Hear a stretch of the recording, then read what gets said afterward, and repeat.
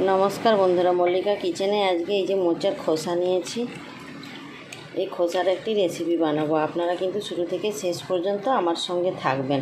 প্রথমে কুকারে জল নিয়েছি, জলটা গরম করার জন্য বসিয়েছি। এতে 1 চিমটে হলুদের গুঁড়ো দিয়ে দিলাম।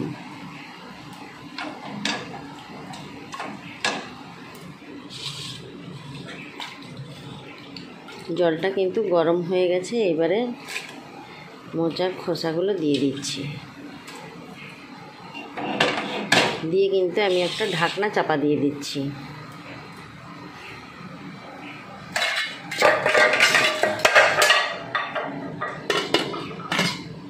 এবার এটা ভালো করে আমি আটকে দিচ্ছি। খোসাটা নামিয়ে নিয়েছি, এভাবে সেদ্ধ হয়ে গেছে।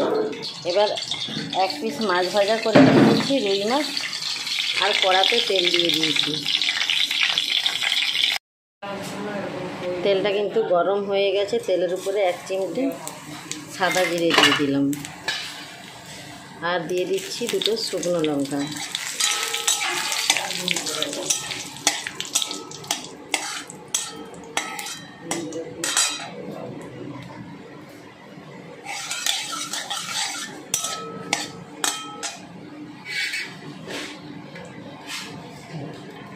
আর দিয়ে দিচ্ছি কয়েকটা রসুন টুকরো।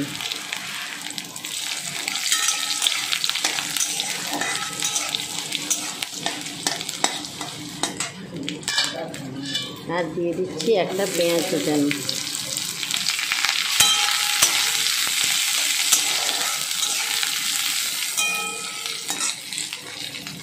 আর দিয়ে দিচ্ছি একটা টমেটো কুচানো। দিয়ে একটু ভালো করে নাড়াচাড়া করে নিচ্ছি। এবার খোসাগুলোকে হাত দিয়ে ছেঁকে নিয়ে এই কৌটোতে দিয়ে দিচ্ছি। মিক্সির কৌটোতে তুলে দিয়ে এবার আমি বেটে নিচ্ছি। পেঁয়াজ, টমেটো, রসুন সব ভাজা ভাজা হয়ে গেছে। এবার আন্দাজ মতো আমি লবণটা দিয়ে দিলাম।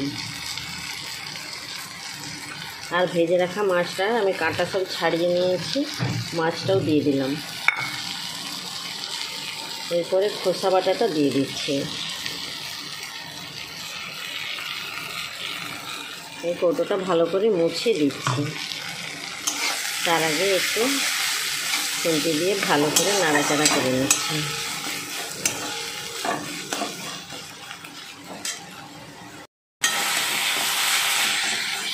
কড়াতে কিন্তু ভালো করে নেড়ে নিয়েছি। একটু জল টল নেই, একদম শুকনো শুকনো হয়ে গেছে।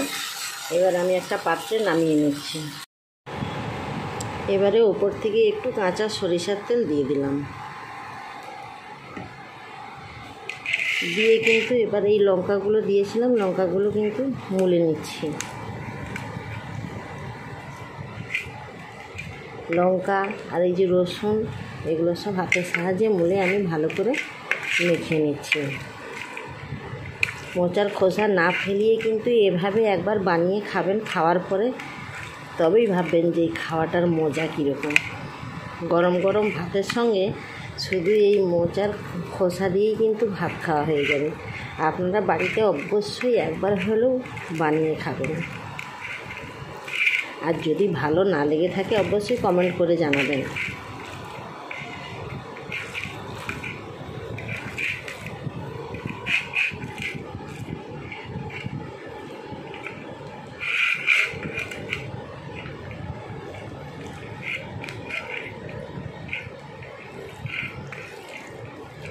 এভাবে কিন্তু মেখে নিয়েছি হাত দিয়ে।